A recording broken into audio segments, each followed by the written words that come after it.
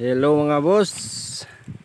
Andito na naman yung SC na bago. It's a 45 cm. 45 cm po to mga boss. Ang specs nito is 4 mm sharp. Yan yung clapper. Tapos ito yung 12 mm rubber band. Saka reverse trigger mechanism without line release. Naka 2 pin, may 2 pin yan. 2 shark spin. Saka blue yung loading pad. Saka ito po yung paint design nya. Parang eel. Ayan. Saka ayan po yung handle. With hand stabilizer po yan. Yan, para maganda yung grip nyo. So, test fire natin to ngayon para makikita nyo yung elasticity ng rubber. At saka bago yan, nais ko munang magpasalamat sa lahat ng sumuporta, sa lahat ng tulong nyo at suporta. Lalo na sa mga espero na katulad ko. At saka shout out kay Archie Spear Gun Adventure, kay Pin Expert, at saka kay Uli Adventure. Ayan. At saka sa lahat, shout out po sa inyo sa lahat ng mga spero dyan. Ayan po. So, dito po ako ngayon sa tabing dagat. Diyan po kami night dive. Yan. Ito pong ilog namin dito.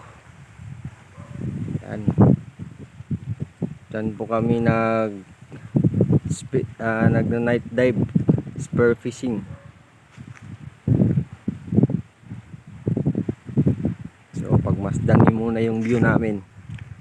Yan, pasyal ko kayo sa dagat namin dito para makita niyo yung kagandahan ng dagat namin. Yan po. Ito po yung Villa Arcadia Beach Resort. Shout out po sa may-ari, kay Ma'am Villa. At saka kay Boss Zizing. Shout out po. Yan po.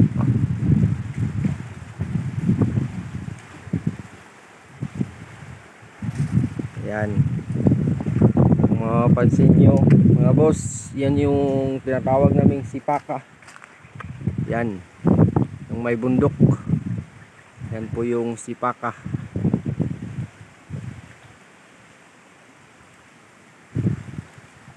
So let's go back to our spare gun mga boss, para matis-fire po natin. So andito yung kasama ko, si Boy Tamba Sukong, para maitis tong spare gun natin. So ayan, test fire na po natin. Ayan po mga boss. Ayan po yung target mga boss, oh. Buntot na lang ng isda. Nawala yung ulo.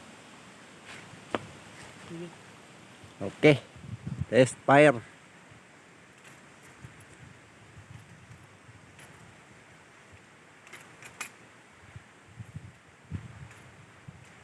Yan. So, yan. Ganyan po mag-test fire si Boy Tambasukong mga boss. Tingnan natin kung matatamaan yung target. Wah! Ang layo ah. Uli. Titsar ulit. Yan. Ayusin mo yan.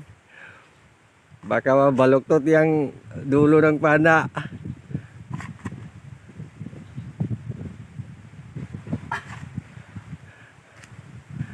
Ayan, baon na baon mga. Ayan. Ayan yung baon niyo. Oo. Eh. So, ay so.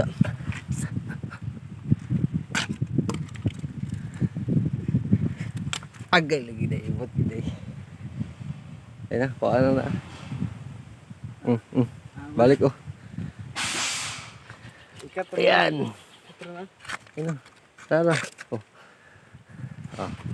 Ayan mga boss, desperolit. Kasi hindi na tamaan yung target. Ang layo kasi niya, mga siguro nasa 1, 2, mga 2 meters.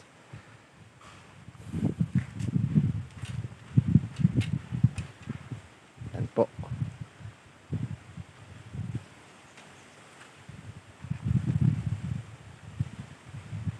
Yan yung target.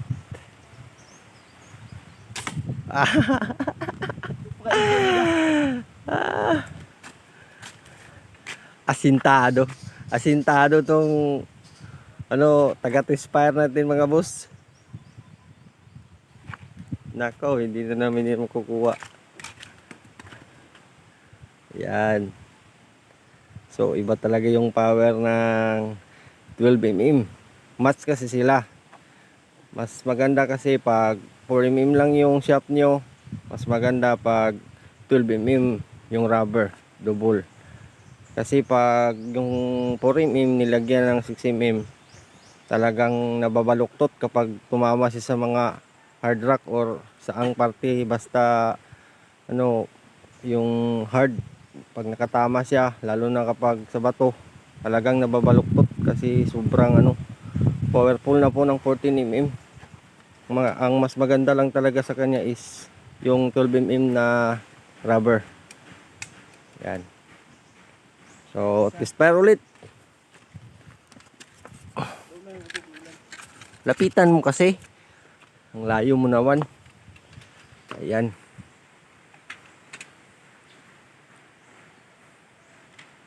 Ayan po. So, double rubber po yan. Ayan, nilapitan na talaga.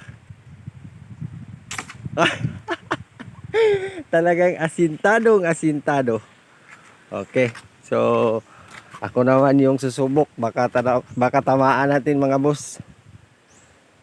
Kasi yung taga-tespire natin is talagang napaka-asintado. So, tayo na naman yung susubok. Ito yung mahirap. Kasi diyan siya tumatama sa may puno ng mangga. Kawawa yung puno ng mangga.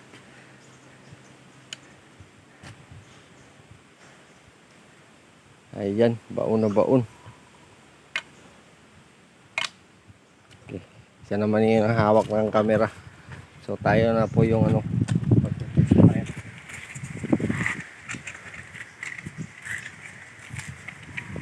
malayo kasi yung mga boss. Medyo distansya sa atin. Dito lang tayo sa lapitan natin ng konti. Yan po. So tayo naman yung pagtitespire.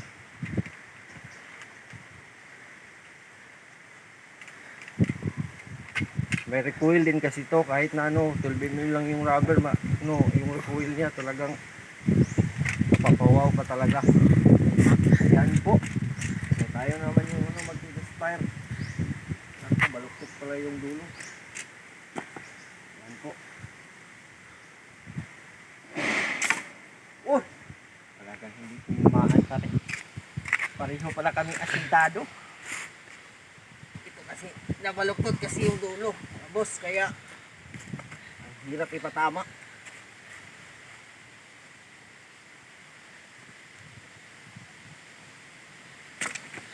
Ayan, nabaluktot kasi yung dulo mga boss. Tingnan nyo. Kaya ang hirap ipatama. Okay, maraming salamat po. Maraming salamat sa lahat ng sumuporta sa SG Lover Maker.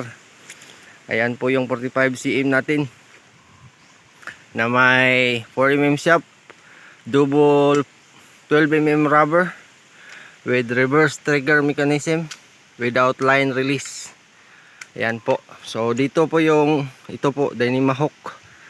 Dito po na ilagay yung line niya. Pag walang line release, Ito po yung Denimahawk.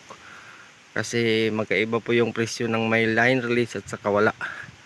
So ayan po. Okay, maraming salamat sa lahat. At till next upload. Thank you very much.